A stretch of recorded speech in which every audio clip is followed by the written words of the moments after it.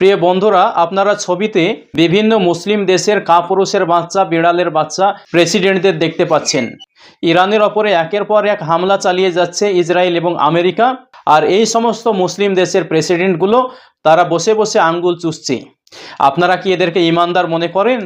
আর যদি তারা ইমানদারই হয়, তাহলে একটা মুসলিম দেশ নিরপরাধ হওয়া সত্ত্বেও মার খেয়ে যাচ্ছে, অথচ এরা বসে বসে তামাশা দেখছে।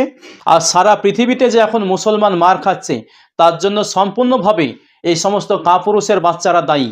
কারণ এরা চেষ্টা করলে এই সমস্ত জুলুম অত্যাচারগুলো প্রতিরোধ করতে পারে, কিন্তু এরা প্রতিরোধ করবে না।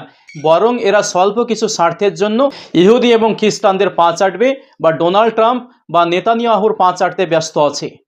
এই জন্য সমস্ত মুসলিম দেশের জনগণগুলোকে বলবো যে এই সমস্ত কাপুরুষের বাচ্চা সরকারগুলোকে আপনারা সরকারি পদ থেকে উপড়ে তুলে ফেলে দিন।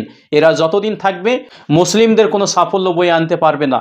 এই সমস্ত নির্লজ্জ অসভ্যদের কারণেই মূলত আজ সারা পৃথিবীর মুসলমানরা পিছিয়ে আছে বা মুসলমানদের অবনতি।